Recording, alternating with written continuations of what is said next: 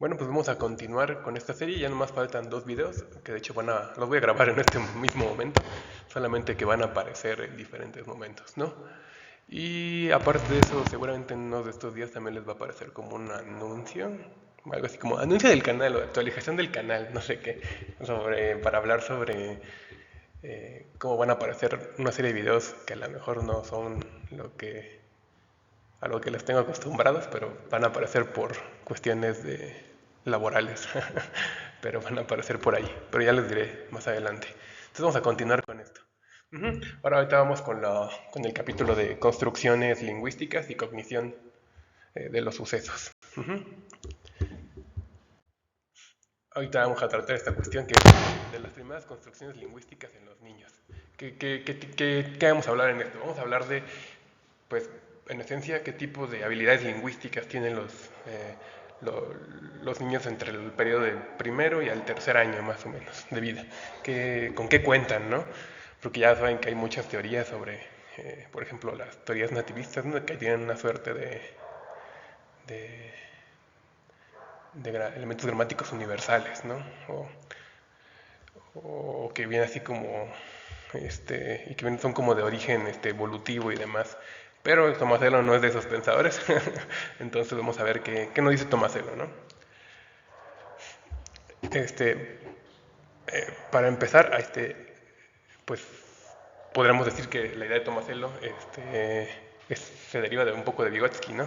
En el sentido de que no podemos asumir que porque un niño usa la misma palabra que yo, automáticamente se refiere a lo mismo de la misma manera, ¿no? Por ejemplo, si, no sé, vamos a poner un caso hipotético, pero imagínense que un niño dice eh, perro, ¿no? Si un niño dice perro, pues no se refiere a lo mismo que un adulto entiende por perro, ¿no? Por ejemplo, un niño a lo mejor se refiere a la cosa esa que agita la cola y me babea, ¿no? Eso es perro. Y hace, Pero para nosotros es, por supuesto, eso es perro, pero también perro es un mamífero, perro es una mascota, perro es, etcétera, ¿no? Estamos agrupándolo dentro de un montón de otras categorías que están relacionadas a perro. Inclusive podemos decir perro es un ser vivo, ¿no? Y es un concepto muy complejo. Pero bueno, en fin. En el primer año nos dice Tomás lo que podemos encontrar lo que se llaman holofrases, que básicamente serían pequeñas oraciones, o más bien pequeñas palabras que simbolizan oraciones. Por ejemplo, seguramente todos han visto algún niño que dice ma o más y en ciertos contextos, ¿no?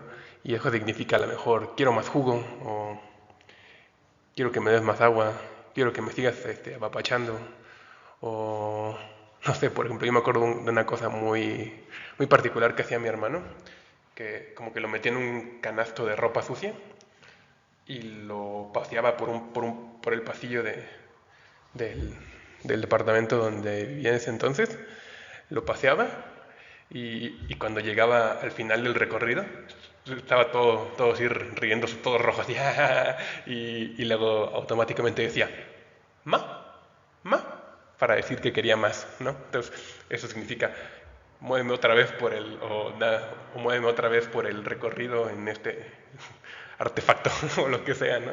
No sé, pero significa otra cosa más amplia que simplemente más, ¿no? O sea, en eso se refiere con holofrases.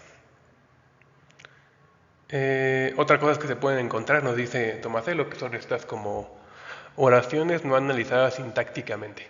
¿Qué quiere decir? Básicamente como que el niño dice toda una oración, pero en realidad no tiene ninguna separación efectiva sintáctica. Por ejemplo, aquí dice, vamos a ver lo que voy a hacer, etcétera. A pesar de que el niño bueno, a pesar de que nosotros lo podamos entender como una oración de vamos a ver, o nosotros vamos a ver, o lo que yo voy a hacer, ¿no? A pesar de que nosotros lo podemos entender de esa manera, en realidad el niño no lo está procesando de esa manera, simplemente es un sonido que capturó y un sonido que usó. Ajá. Y que funciona en algún contexto en el cual lo aplica. Pero básicamente es eso. Otras, y que son muy importantes, son estas que llama construcciones pivote o y las construcciones insulares verbales, que es básicamente una como fórmula, un esquema, ¿no? Eh, que usan los niños, ¿no? Esto se debe a que pues, el lenguaje es altamente estereotipado y suele tener que hay siempre un acomodo muy particular, ¿no? Por ejemplo, cuando nosotros usamos construcciones de que tienen sujeto, un verbo y un objeto, ¿no? Yo como pan, yo como, eh, yo tomo café, yo hablo español, ¿no? Todo hablas español. ¿Me explico? Ahí está un sujeto, está el verbo, en este caso comer, tomar, etcétera, ¿no? Y el objeto, lo que se come, lo que se toma, ¿no? Entonces, esas son las formas generales que luego el niño podría adoptar y que a partir de adoptarlas, pues luego las repite y las usa en diferentes contextos, ¿no?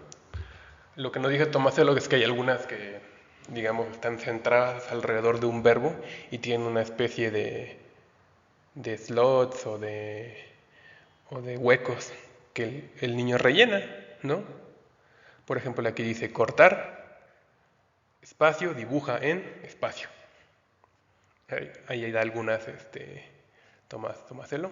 Arrojar, espacio, algo. Espacio, patear, algo. Espacio, más bien.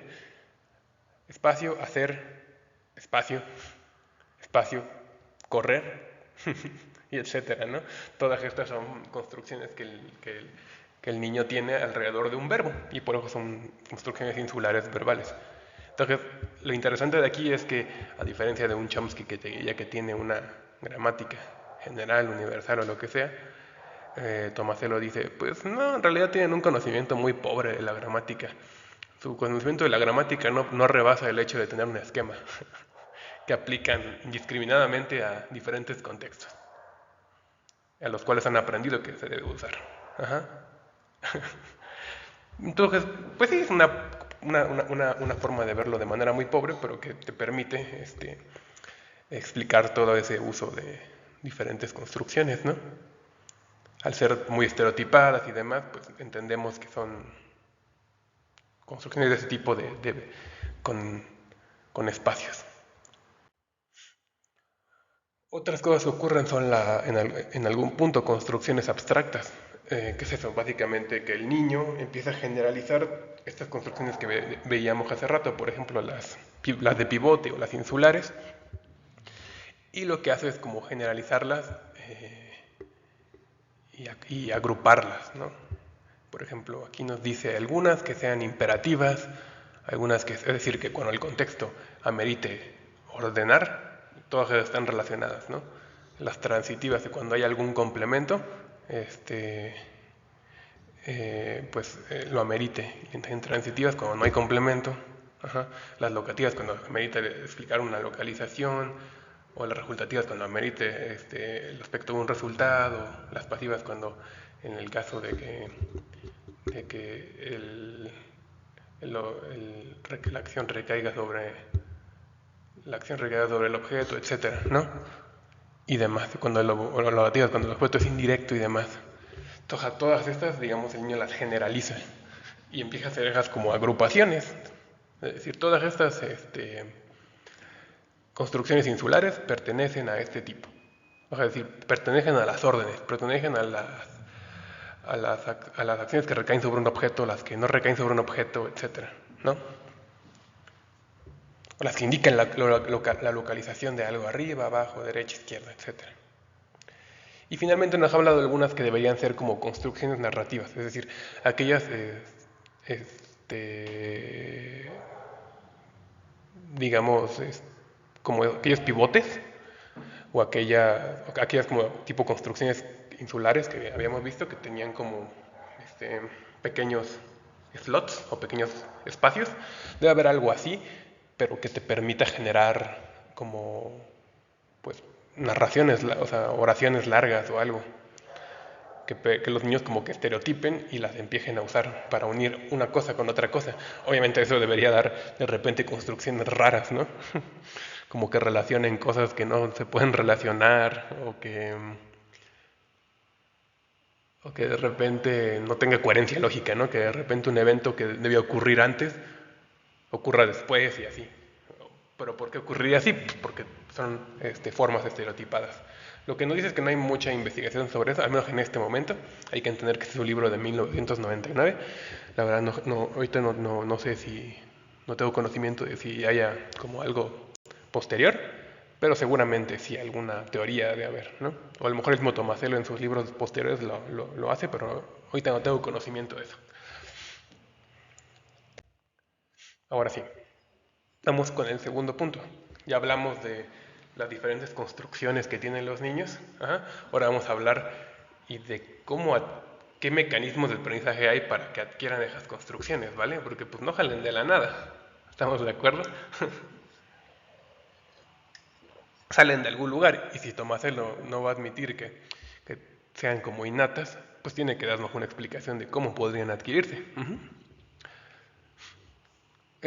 Aquí vamos a ver algunos mecanismos que son muy interesantes. Obviamente el aprendizaje cultural, que fue el que tratamos en el video anterior, que básicamente es como la imagen que tenemos a la derecha, ¿no? Es decir, hay una escena en la que dos personas comparten atencionalmente.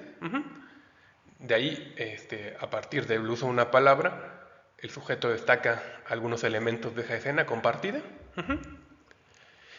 Y posteriormente la otra persona nota que esa otra persona usa esa palabra para destacar ciertos aspectos, es decir, nota sus intenciones comunicativas y yo luego para poder aprender eso pues imito ese uso de la palabra referido a esas intenciones comunicativas, ¿no? Eso es el aprendizaje cultural para Tomasello, como habíamos visto.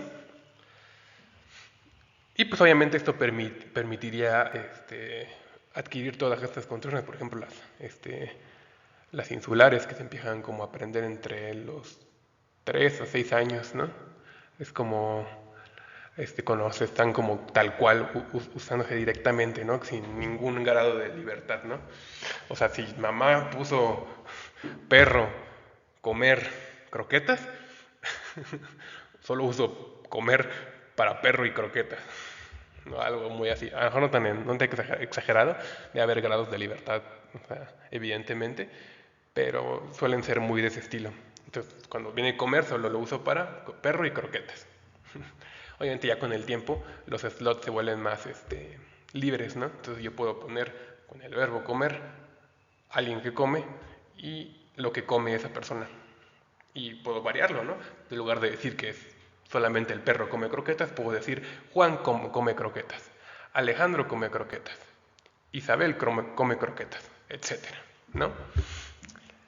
Y otro elemento muy importante es de aprendizaje es lo que él llama el análisis distribucional. ¿Qué quiere decir eso? Es aprender a distribuir los elementos resaltados de una construcción lingüística.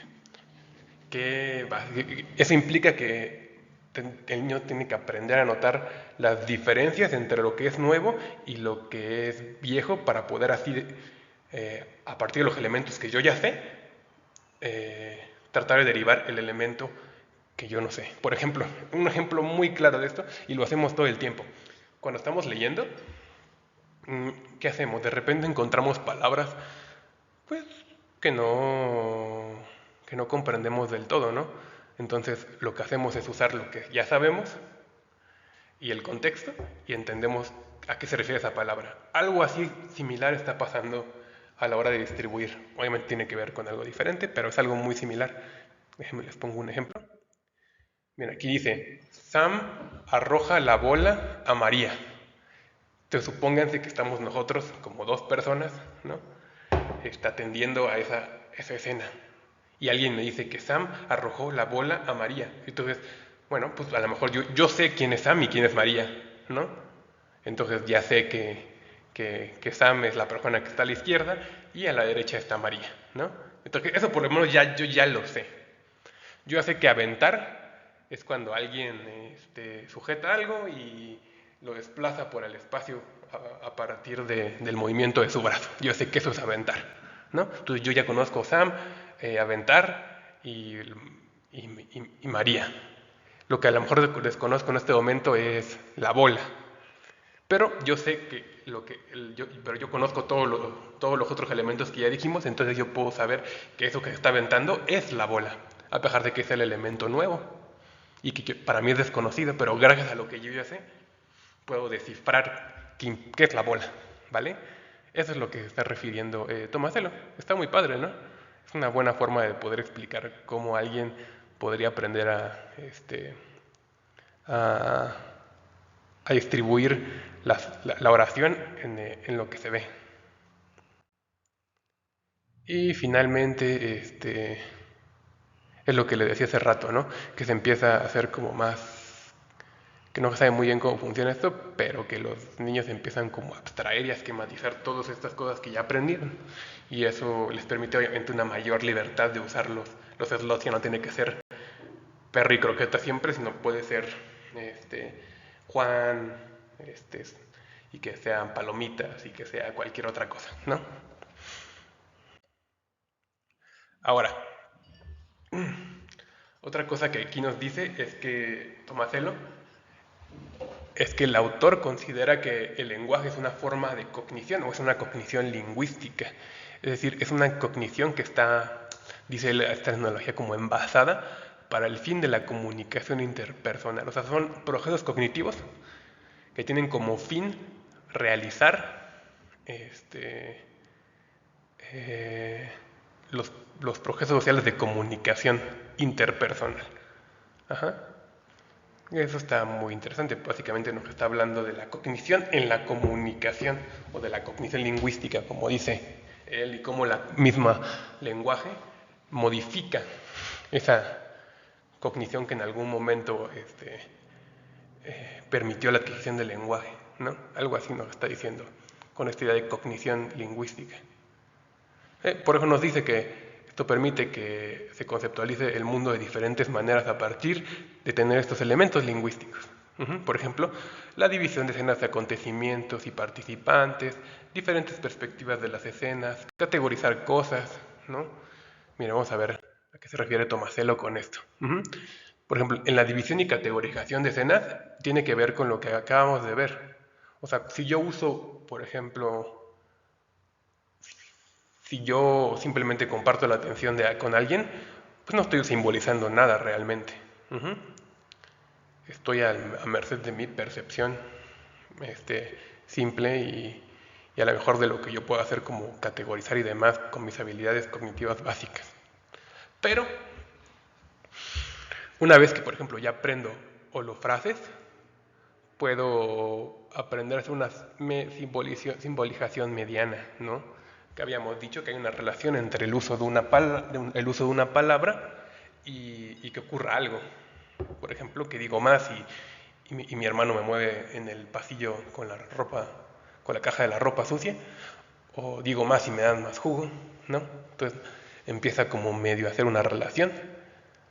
Pero, por ejemplo, cuando ya hay este uso de construcciones pivotes o elementos insulares verbales, ya me permite separar un poco el mundo. Me permite decir, ok, al verbo comer le corresponde el perro y le corresponde algo que se come, ¿no?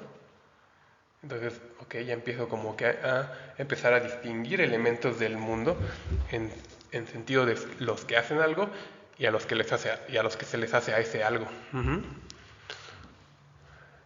Y finalmente, pues obviamente cuando ya tengo construcciones generalizadas, pues me permite generar de manera simbólica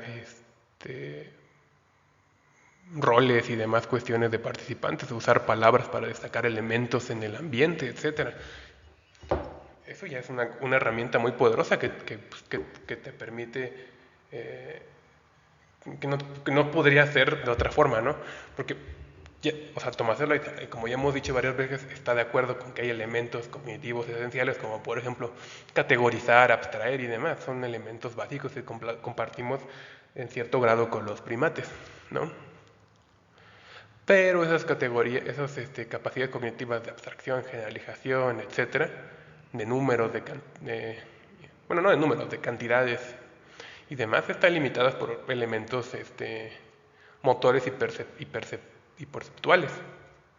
Sin embargo, el lenguaje ya le agrega una dimensión más compleja que lo vuelve más flexible a esta capacidad, ¿no? Porque ya no estás generalizando simplemente por lo que te limita tu, tu visión, sino que estás generalizando en función a lo mejor de las categorías lingüísticas que te permiten dividir el mundo y entender relaciones entre el mundo que no serían posibles sin el lenguaje. A eso se refiere Tomasello. Otro elemento importante es que me permite la adopción de perspectivas, el uso del lenguaje. En ese sentido también cambia mi cognición. ¿En qué sentido? Porque pues, si uno tuviera bueno, el uso del lenguaje lo que permite es que, por ejemplo, cuando yo uso la palabra perro, destaco en la escena algo particular de esa escena, ¿no? Pero, por ejemplo, si yo uso la palabra el chico malo, lo estoy destacando de manera muy particular esa relación con el perro, ¿no? Si digo el animal, lo destaco de otra manera. Si digo el chompiras, como dice ahí, pues lo estoy destacando de otra manera, ¿no? O sea, todos se refieren al perro, pero de alguna forma cada uno lo está destacando algo específico de esa escena, en la cual está el perro. Por ejemplo, no sé,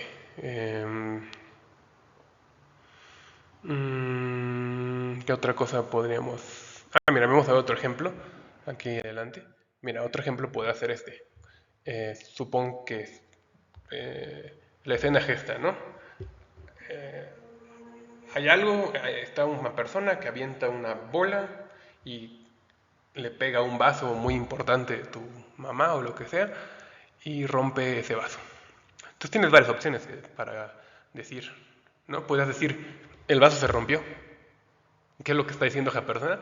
Puede estar tratando de encubrir a la persona que rompió el vaso, en este caso Juan, ¿no? Y simplemente dices, se rompió de la nada. El vaso se rompió. ¿Cómo? No tengo idea. Es una perspectiva. Otra perspectiva podría ser, el Juan rompió el vaso.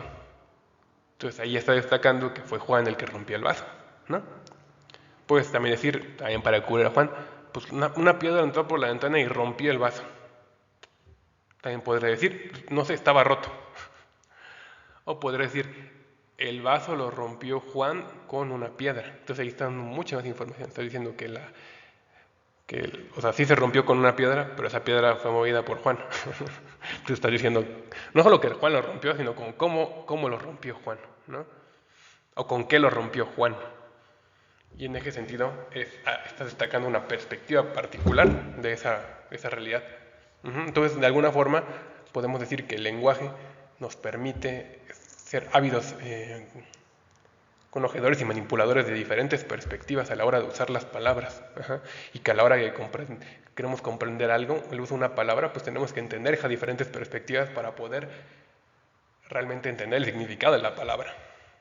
El significado que le da otra persona a esa palabra.